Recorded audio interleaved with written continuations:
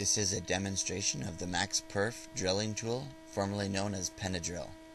Set up for a function test at Penetrators facility in Red Deer.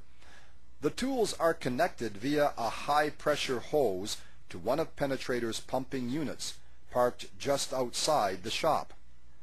The first segment is the control section, followed by the motor section, then the drill section, and at the end, the mill section.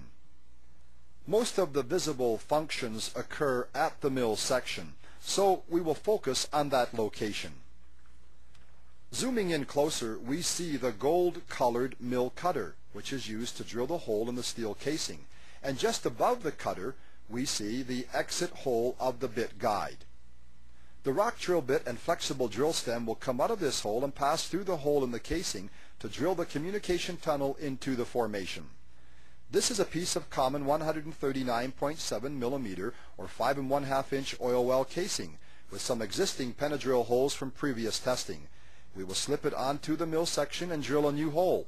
We have marked the casing with a white circle to show the approximate location of the new hole.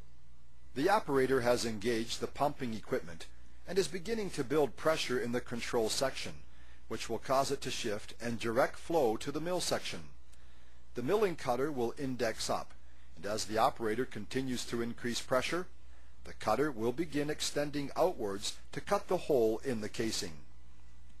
During this procedure, there is considerable flow from the hydraulic motor exhaust and from fluid used to cool the mill cutter and flush away cuttings. It would take about 2 minutes to cut the hole, so we will edit out a portion of this procedure. The pilot tip of the mill cutter will come through the casing first, followed shortly by the main body of the cutter. As the cutter breaks through and completes the hole, cooling and flushing fluid will begin to spray out. When the hole is complete, the operator will decrease pumping pressure and the cutter will be retracted. Continuing to decrease pressure will activate the indexing function, moving the mill cutter down and bringing the exit hole of the bit guide into alignment with the hole in the casing. The operator will now increase pressure to extend the flexible drill stem and rock bit through the hole we've just made. For the purposes of this demonstration, the drill stem will be extended for only a short distance, since there is no lateral support out in the open air. Under actual conditions, the drill stem receives support from the tunnel it is just drilled. Pressure will now be decreased to shift the control section and then increase for the final time of this sequence to retract the rock bit back into the tool. The drill stem rotates as it is retracting and fluid flow is maintained out the rock bit. We will now repeat portions of the previous demonstration and add in the actual drilling of a mortar test target. Again, we will use a piece of common oil well casing, and as before, we have circled the approximate location of the new hole to be milled in the casing sample.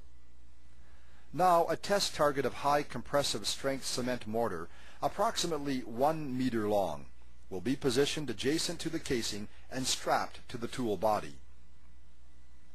The casing milling sequence is underway. Again, portions of this demonstration will be edited. The operator has completed milling the hole in the casing.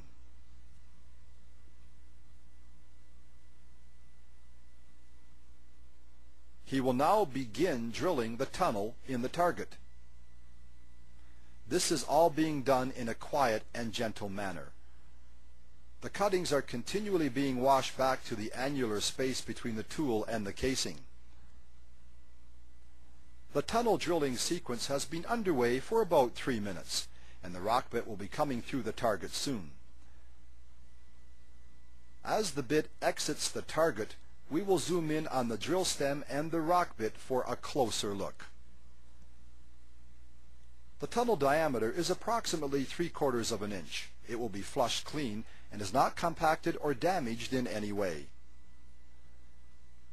The operator will now retract the drill stem and rock bit back into the tool. In a downhole situation, the tool could now be repositioned in the wellbore. There would be no pressure on the system while the tool was being moved. Moving the target aside, we can see the fresh hole in the casing and the entrance to the tunnel in the target. The target has a radius of 12 centimeters or about 5 inches, and the tunnel stayed well within that radius over its 1 meter length. At this point, the control section has been reset and would be ready to begin the next casing milling operation if so desired. For additional information, please contact Penetrators Canada Incorporated at this address.